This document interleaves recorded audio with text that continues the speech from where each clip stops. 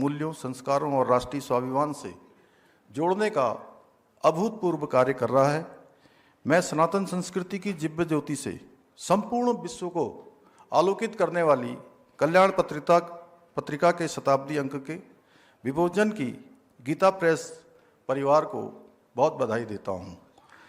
ये हम सभी के लिए अत्यंत हर्ष और गर्व का विषय है कि हमें इस ऐतिहासिक अवसर पर आधुनिक भारत के लौह पुरुष, सशक्त, सुरक्षित और समृद्ध भारत के कुशल शिल्पकार, हमारे प्रेरणा स्रोत, देश के गृह एवं सहकारिता मंत्री आदरणीय अमित भाई शाह जी का आज सानिध्य यहाँ पर प्राप्त हो रहा है। भाइयों बहनों, एक शताब्दी पूर्व पराधीन भारत में जिस प्रकार सनातन संस्कृति के पुनर्जागरण हेतु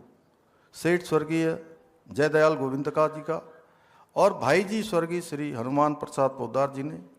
गीता प्रेस की नींव रखी थी,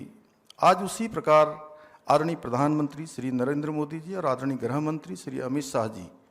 भारत को पुनः उसकी सांस्कृतिक जड़ों से जोड़कर आत्मनिर्भर राष्ट्र बनाने की दिशा में निरंतर कार्य कर रहे हैं। आदरणीय गृह मंत्री जी, आदरणीय प्रधानमंत्री जी की दूरदृष्टि और आपका दृढ़ निश्चय ही था जिसके कारण से कश्मीर से जो देश की आज़ादी के बाद पूरा देश जिसकी प्रतीक्षा करता था, हम सभी उत्तराखंड, चूँकि मैं देवभूमि उत्तराखंड का सेवक हूँ, इस नाते मैं कह सकता हूँ कि यहाँ के सैकड़ों हजारों नौजवानों ने उस कश्मीर को बचाने के लिए अपनी शहादत दी, अपना बलिदान दिया और वहाँ जो एक अभिशाप था धारा 370 उसको समाप्त करने का ऐतिहासिक निर्णय जैसा अत्यंत दुरूह और परंतु राष्ट्र की एकता अखंडता के लिए आवश्यक कार्य सफल हो सका। यह आपकी नेतृत्व क्षमता और संकल्प का परिणाम है कि आज देश में आतंकवाद और नक्सलवाद जैसी विघटनकारी शक्तियां सर उठाने का साहस नहीं कर पा रही हैं। आपके अथक प्रयासों का प्रतिफल है कि आज देश सहकारिता के क्षेत्र में भी अद्वितीय प्रगति कर रहा है, जिसका समग्र विकास की दिशा में एक मजबूत संस्थागत ढांचा तैयार हो रहा है। आदरणीय गृह मंत्री जी, आपके निर्णयों में स्पष्टता, संकल्प में दृढ़ता और राष्ट्रहित के प्रति समर्पण से प्रत्येक देशवासी के भीतर आत्मविश्वास का भाव जागृत किया है। मैं इस अवसर पर राष्ट्रीय चेतना को पुनर्स्थापित करने के महान कार्य के लिए उत्तराखंड की समस्त जनता की ओर से आपका कोटि कोटि आभार व्यक्त करता हूं। भाइयों बहनों, गीता प्रेस बीते 100 वर्षों से हमारी सनातन संस्कृति, धर्म ग्रंथों और भारतीय ज्ञान परंपरा के संरक्षण और संवर्धन में अतुलनीय योगदान देता आ रहा है। पराधीन भारत में जब विदेशी शक्तियां वैचारिक भ्रम उत्पन्न कर रही थी, समाज को दिग्भ्रमित करने का काम कर रही थी, तब गीता प्रेस परिवार ने श्रीमद् भगवत गीता, श्री रामचरितमानस, उपनिषदों, पुराणों आदि हमारे महान सनातनी ग्रंथों का जो सूक्ष्म मूल्य में शुद्ध और प्रमाणिक प्रकाशन कर भारतीय जनमानस को जागृत करने का ऐतिहासिक कार्य किया है। मुझे ये जानकर अत्यंत प्रसन्नता हो रही है कि गीता प्रेस ने वर्ष 1923 में अपनी स्थापना से अब तक 101 करोड़ से अधिक धार्मिक पुस्तकों का प्रकाशन कर हमारी संस्कृति और ज्ञान परंपरा को न केवल संजो कर रखा है बल्कि जन जन तक पहुंचाने का अभूतपूर्व कार्य भी किया है। यह हम सभी के लिए गर्व का विषय है कि आज गीता प्रेस के द्वारा वर्ष 1926 में प्रारंभ की गई कल्याण पत्रिका का शताब्दी अंक का अनावरण आदरणीय गृह मंत्री जी के कर कमलों के द्वारा किया गया है। कल्याण पत्रिका न केवल बीते 100 वर्षों से हमारे भीतर आध्यात्मिक चेतना, भारतीय जीवन मूल्यों को विकसित करने का कार्य कर रही है, बल्कि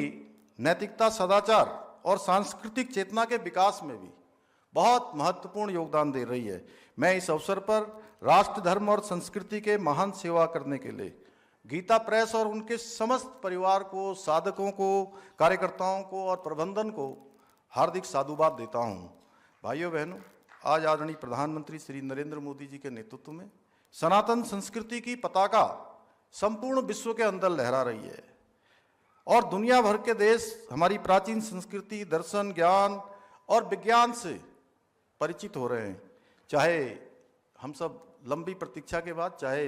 अयोध्या में भगवान राम जी के श्री भव्य और दिव्य मंदिर का निर्माण हो, या उसमें अनेक कार्यक्रमों को आप सब देख रहे हैं, या हमारे प्रदेश में ही बद्रीनाथ धाम जिसका मास्टर प्लान पर तेजी से आज काम हो रहा है। इसके साथ साथ आप सबको मैं जरूर ये स्मरण दिलाना चाहता हूँ कि 2013 की आपदा के बाद जिस प्रकार से केदार धाम पूरी तरह से क्षतिग्रस्त हो गया था, वहाँ अत्यधिक नुकसान हो गया था, उसका नवनिर्माण और पुनर्निर्माण का कार्य हो, भव्य केदार और दिव्य केदार बनाना हो, या काशी में बाबा विश्वनाथ के गलियारे का विस्तार हो, या उज्जैन महाकाल लोक का निर्माण हो, आज हमारी धार्मिक धरोहरों को न केवल सजाया और संवारा जा रहा है, बल्कि हमारी सांस्कृतिक चेतना को पुनर्स्थापित करने का कार्य भी किया जा रहा है। इसी से प्रेरित होकर हमारी राज्य सरकार भी देवभूमि उत्तराखंड को देश की आध्यात्मिक राजधानी के रूप में स्थापित करने के लिए निरंतर कार्य कर रही है। साथ ही हम राज्य में सांस्कृतिक मूल्यों और डेमोग्राफी को संरक्षित करने के लिए भी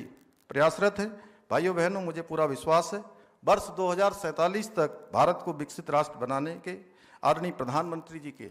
विकल्प रहित संकल्प को साकार करने के लिए गीता प्रेस परिवार इसी प्रकार हमारी आने वाली पीढ़ियों को भारतीय सनातन संस्कृति से परिचित कराने का महान कार्य करता रहेगा। इन्हीं शब्दों के साथ मैं एक बार फिर से आदरणीय गृह मंत्री जी का देवभूमि उत्तराखंड आगमन पर आप सबकी तरफ से, अपनी तरफ से हार्दिक स्वागत एवं अभिनंदन करते हुए अपनी बात को समाप्त करता हूँ। बहुत बहुत धन्यवाद।